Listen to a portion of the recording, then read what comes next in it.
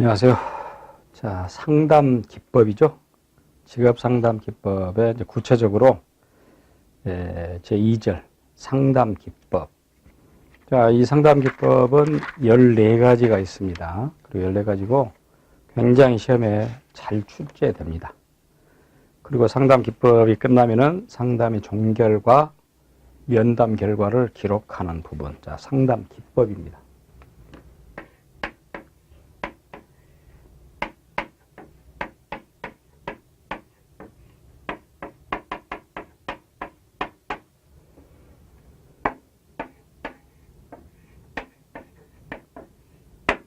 자, 14가지를 보겠습니다. 자, 효과적인 상담을 진행하기 위해서는 상담의 기본 원리와 기법에 따라 된다. 이제 가장 중요한 것은 1대1 상담을 하는 그런 과정에서 앞서도 봤지만은 상담 자체가 생산적인 상담이 돼야 된다. 그런 이야기를 했습니다. 생산적인 상담. 특히 내담자를 존중한다. 오늘날 와서는 내담자 중심의 상담이 가장 중점적인 상담이 되겠고, 그리고 또 가장 상담의 우선에서 먼저 상담에서 맨 먼저 형성돼야 될 것을 뭐라 그랬지? 우리가 레포, 라포 이렇게 말하죠. 자, 그래서 일반적인 상담에서 사용하는 기법의 14가지를 보겠습니다. 자, 뭐니 해도 첫째 라포의 형성이라고 했죠.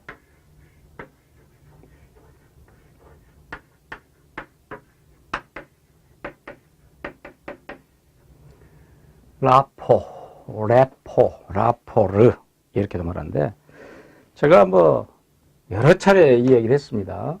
상담의 성패를 좌우하는 맨 첫 번째 단계가 바로 이 라포 형성이다 라고 말하면서, 이 라포를 우리가 이야기할 때 친밀한 인간관계,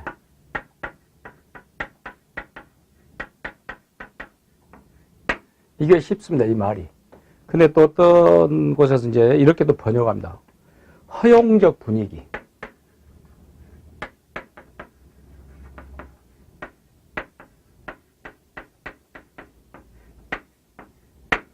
같은 말이죠, 친밀한 인간관계나 허용적 분위기나. 이게 이제 상담자하고 내담자의 첫 과정에서 이거 형성돼야 된다라고 합니다. 라포 형성은 상담자가 내담자로 하여금 적극적인 방향으로 성장할 수 있도록 자신의 내적인 자원을 이용하게 하며 의미 있는 생활을 영위할 수 있도록 개인의 잠재력을 실현하게 하는 역동적 과정이다. 누구하고 누가? 상담자와 내담자의 역동적 과정이다. 이런 말 했죠? 자, 그래서 상담에서 상담자, 내담자 간 형성되는 라포의 정도, 라포는 어떤 정도냐? 상담의 깊이와 계속성, 내담자의 통찰에 크게 영향을 미치기 때문에 절대적인 조건이다. 상담자, 내담자 관계는 이 세계의 축소판이다. 굉장히 이제 말 자체를 아주 어마어마한 용어를 써놨습니다. 그러나 결국은 내담자는 상담자와 이 관계 형성된다면 내담자는 모든 부분을 상담자에게 믿고 맡기고 겁니다. 예. 자, 구체적으로 이제 라포의 특성이라고 해서 이것도 역시 잘 알아야 될 대목입니다. 라포. 맨 처음에 정의성이다. 정의성이라는 것은, 자,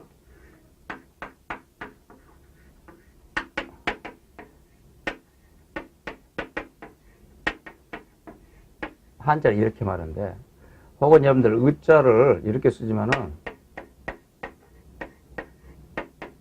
이렇게도 써요. 그 뜻은 같은 맥락인데, 여기 간벌 해야겠죠? 정의성. 같은 얘기인데, 감정, 정서, 의지. 그러니까 철저하게 정의성이다라는 것은 감정에 호소한다. 그러니까 상담자하고 내담자가 이 라포가 형성된다라는 할 때는 서로 감정의 교류, 감정이 같이 하나가 됐다라는 것이죠. 정서적이다. 그러니까 정의적이란 말 반대는 뭐라 그랬습니까, 여러분들? 정의적이란 말 반대는 제가 항상 이야기하지만 정의적이란 반대는 인지적이라 그래요.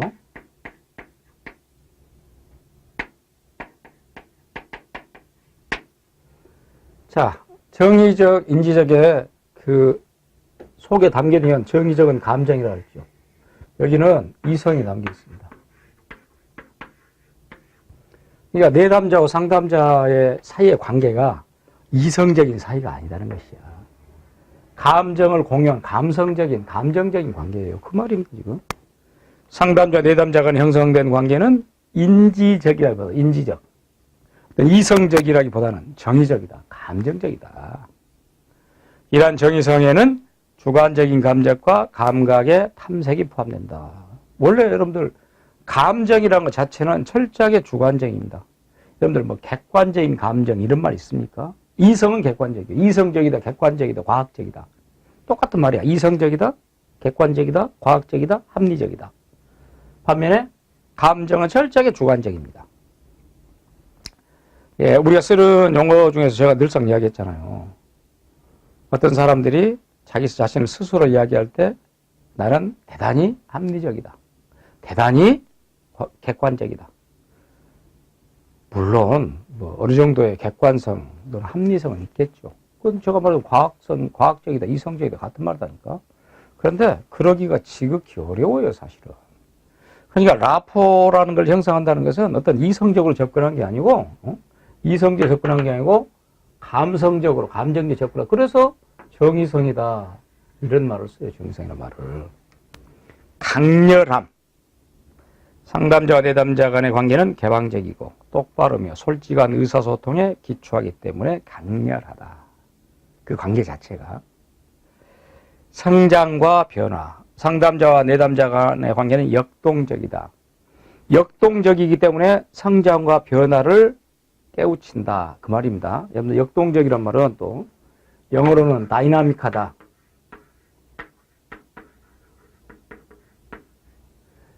항상 어쩐다 그 말입니까? 항상 뭔가가 변화를 꾀하기 위해서 움직인다 그 말입니다. 그러니까 성장과 변화는 역동적이란 말을 같이 묶어서 하는 것이고 비밀성.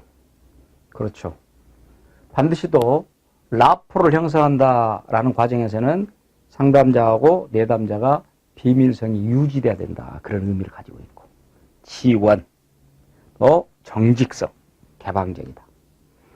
여튼 상담의 기법 중 14가지가 있습니다만 그 14가지를 이끄는 가장 선도적인 기법이라고 말한다면 당연히 라포라라고 말합니다. 허용적 분위기, 친밀한 인간관계. 자, 두 번째는 공감적 이해. 특히 로저스가 일치, 진실성, 무조건적인 수용, 공감적 이해 이렇게 했죠. 자, 그 내용 하나가 공감적 이해. 감정을 공유한다.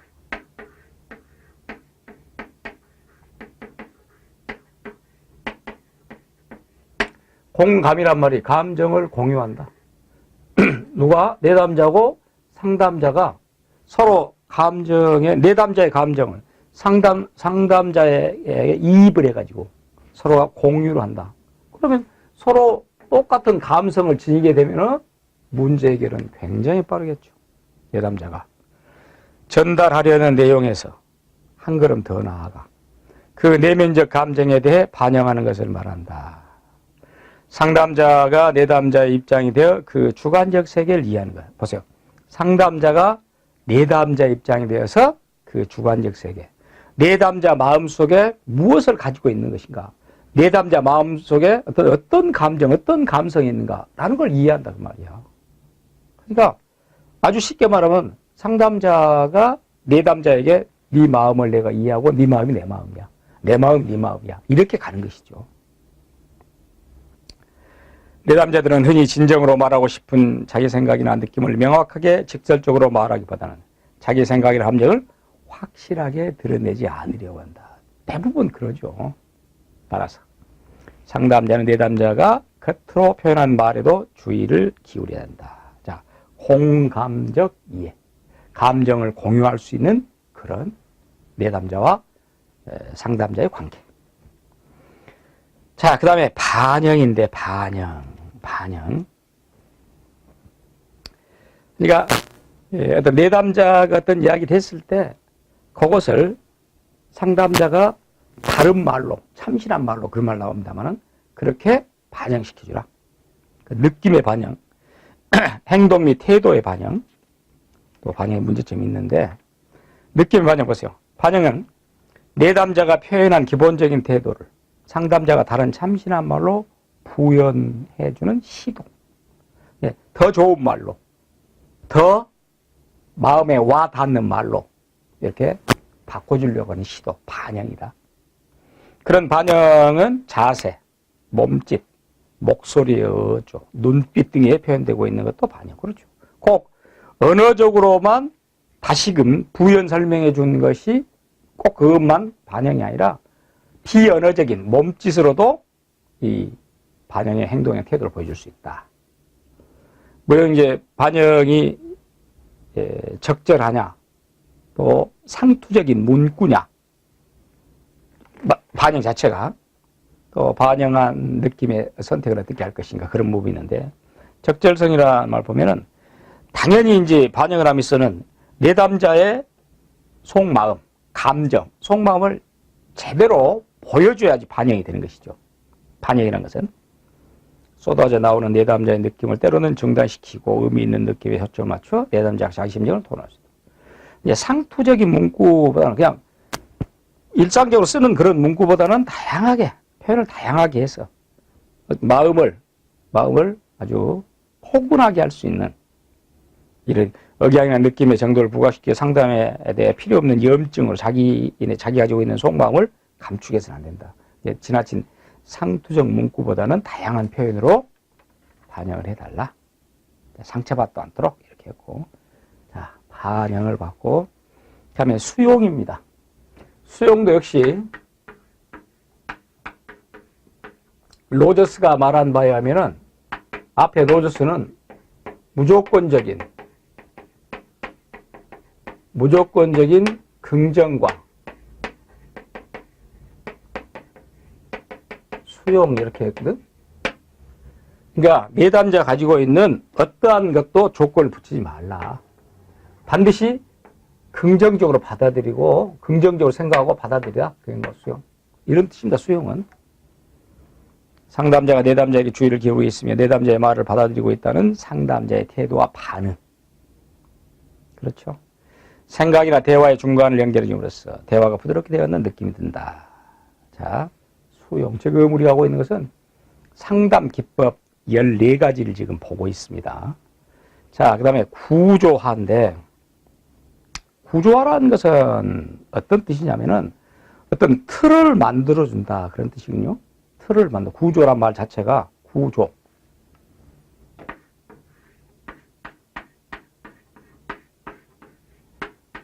얽은다, 만들어진다, 구조, 구조화, 어떤 틀을 형성해준다. 그 말은 결국 내담자가 어떤 얘기를 했을 때 여러 가지 내용들을 상담자가 어떤 틀 속에 집어넣어서 정의를 해준다. 그런 뜻이에요. 구조화는 상담 과정의 본질, 제한 조건 및 방향에 대해 상담자가 정의를 내립니다. 구조화를 통해 내담자는 상담 관계가 합리적인 계획을 하고 있다라는 점을 느끼게 된다. 상담이 여행의 한 과정이라면 구조화는 여행의 이정표다. 이게 어떤 틀을 제시해 준다라는 뜻이군요. 우리가 구조주의라고 말했을 때도 구조주의라는 것은 어떤 것들에 대한 일정한 틀 속에 집어넣어주는 것. 상당히 구조화라는 것은 과학화라는 말하고도 관계가 있습니다. 객관화라는 말하고도 관계가 있어요. 그러니까 바람직한 방향 혹은 옳은 방향, 모든 사람이 이해할 수 있는 그런 방향으로 정의를 내려준 것이에요. 그게 정규적인 구조화, 암시적인 구조화. 정규적인 것은 상담을 의도적으로 설명하고 제약을 가한다. 형식을 구조한다. 반면에 암시적이라는 건 자동으로 구조하게 한다. 자, 그 일반 원칙에 구조와의 불처벌 원칙, 상호 평화의 원칙, 행동 규범 원칙 세 가지 원칙을 하는데 불처벌. 구조하는 적절한 시점에서 이루어지되 내담자를 처벌하는 식으로 진행돼서는 그렇죠. 그러니까 그 구조화라는 것도 틀 속에 집어넣는다, 정의한다는 것 자체가 어떤 내담자를 마치 꾸중하기 위해서, 내담자를 평가하기 위해서 그렇게 해서는 안 된다. 상호 평안, 서로 편안히 느끼도록 내담자, 상담자, 또 행동 규범, 뭐 약속, 시간 이런 것들도. 그 다음에 구조화에서 내용은 또 어떤 내용을 가지고, 구조화는 상당히 많은 내용을 담고 있는데 거기에 보면은 시간과 상담 과정의 제한. 당연히 시간 제한이 있을 때 상담자가 내담자에게 자, 며칠 날 몇 시간 동안 하자. 어디에서. 또 비용도 미리 말해줘야 돼요. 그러니까 구조화라는 것은 미리 우리가 어떤 안내서라고 해야 될까? 안내서라고 해서 아까 우리 봤듯이 여행의 이정표라고 그러듯이 상담에 대한 일련의 재반 과정의 이정표. 그러니까 시간, 상담 과정에 대해서 뭐 당연히 상담 과정에서는 뭐 기간을 얼마나 할 것이냐, 또 비용을 얼마나 할 것이냐 미리 말해줘야 되겠죠. 그런 것도 구조화시킨다. 틀 속에 맞춰 넣는다. 시간표에 집어넣는다. 그런 뜻이니까. 내담자 행동의 제한. 당연히 행동을 제한할 수도 있고, 상담자 역할도 구조화시키고. 자, 내담자 역할을 구조화시킨다. 다시 말해서 내담자가 상담하는 과정에서 이러이러한 자세를 가져라 라고 상담자가 내담자에게 미리 구조화시킨 것이에요. 내담자는 반드시 이러이러한 자세, 이러이러한 역할이 있어야 된다라고 구조하니까, 구조화라는 거 제가 말했지만 어떤 객관적인 틀 속에 집어넣는다. 그래서 앞서 봤지만 상담의 이정표다. 이렇게 봤잖아요. 여기에는 모든 내용들이 실제 상담에 앞서서 서로 해야 될 약속, 뭐 비용이랄지 기간이랄지 시간이랄지 다 들어있으니까. 그리고 또한 상담에 있어서 반드시 내담자는 이러이러한 원칙에 맞게 해라 라고 해서 이 상담자가 내담자에게 알려줍니다. 그것도 구조화야. 자, 보세요. 다음 같은 자세를 요구하는데, 자의 행동의 원칙.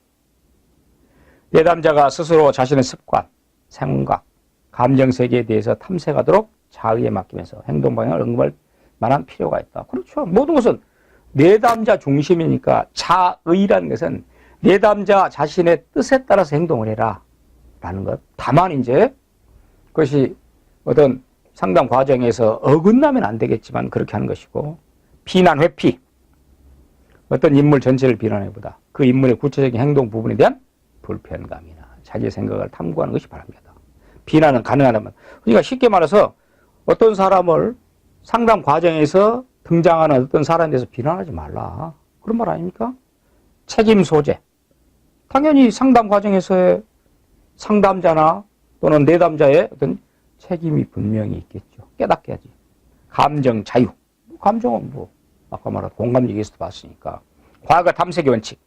내담자의 현재를 이해하기 위해서는 과거에 대한 탐색이 필요하다. 그러니까 이런 반드시 구조화된 틀 속에 집어넣어서, 결국은 이런 구조화라는 것은 상담을 성공적으로 이끌기 위한 이정표이기 때문에 이 구조화는 또 이 구조화를 상담자가 내담자에게 했을 때 내담자는 잘 이행하고, 물론 상담자도 일정의 약속이기 때문에 잘 이행해야 된다라는 걸 담고 있습니다. 자, 거기 이제 구조화를 했을 때 그 과정, 목표의 구조화를 보세요. 직접적인 조언이나 해답을 원하는 내담자의 의존 욕구를 반영해주는 효과, 내담자가 익숙하고 가능한 빨리 편안한 상태에서 상담 과정에 몰두할 수 있도록 도와주고, 내담자에게 상담의 철학적 배경을 제시해주고. 보세요. 그러니까 이렇게 해서 구조화를 시켜놨다. 어떤 객관화를 시켜놨다. 이정표를 만들어놨다. 또 그렇게 정의해놨다. 이게 구조화예요. 이게 구조화가 됐다, 잘 됐다라는 것은 즉 성공적인 상담으로 이끈다라는 걸 보여준 것이고. 자, 여섯 번째, 환언. 말을 바꾼다는 뜻이요. 환언은 그 한자 자체가 바꿀 환자입니다. 바꾼다 그 말이야. 무엇을? 말씀은. 말을 바꾼다. 말 한번 되짚어 쓰인다 해서 다른 말로 하면은 재진술이다 그랬네. 재진술, 환언. 상담자가 내담자 이야기를 듣고 나서 상담자가 자기 자신의 표현 양식으로 바꿔서 말해주는 것. 당연히 이렇게 자기가 갖고 있는 어떤 느낌이랄지 생각이랄지 이런 것들을 다시 뒤집어서 말해줄 수가 있겠죠. 자, 환언. 뭐 경청은 잘 알죠? 경청이라 그럴 때 잘못 생각해서 이제 경청을 존경할 경자를 쓰는 건 아니에요. 기울일 경자야, 경청은. 그러니까 귀 기울여 듣는다. 이런 뜻이에요. 상담 성공률을 이끄는 주요인으로서 내담자로 하여금 생각이나 감정을 자유롭게 표현하도록 하고 이것을 상담 잘 들어보는 것. 그 다음에 명료화. 애매모호한 진술. 애매모호한 그런 대답들을 확실하게 해줄 때 명료화란 말을 써요. 예담자의 말 중에서 모호한 점이나 모순된 점이 발견될 때 이를 명확히 이해하고 넘어가기에 다시 그 점을 상담자가 질문함으로써 내담자 의미를 명백히 하도록 기술한다. 자, 명료화. 자, 우리 앞서도 제가 말했지만은 직면이란 말이 직면. 직면은 뭐 이렇게 직접 얼굴을 맞댄다. 이거 직면이에요. 이건 바로 직접 그 말이고 얼굴면이고. 그러니까 맞닥뜨림 이렇게 말했죠.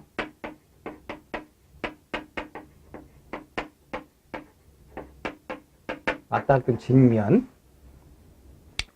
문제를 있는 그대로 확인시켜주고 내담자가 문제와 맞닥뜨리도록 함으로써 현실적인 대처 방안을 찾을 수 있도록 도전시키는 과정, 직면.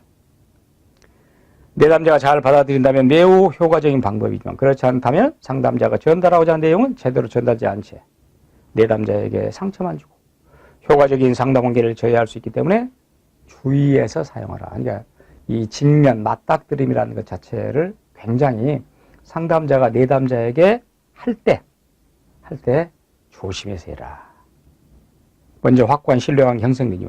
그러니까 확고한 신뢰관계 늘상 제가 말합니다만 이 레포가 첫 번째 조건이다니까 이게 잘 형성된다면 이런 직면도 그렇게 문제가 없다라는 거죠.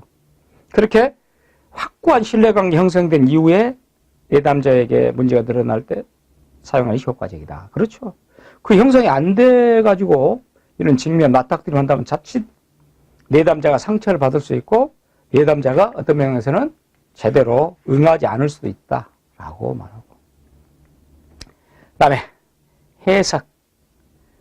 자, 내담자가 새로운 방식으로 자신의 문제를 볼 수 있도록 그의 생활 경험과 사건들을 의미 있게 설명한다. 그러니까 해석은 말 그대로 상담자가 어떤 내용들에 대해서 제대로 알게끔 다시 한번 설명을 해서 확인시키는 게 해석입니다.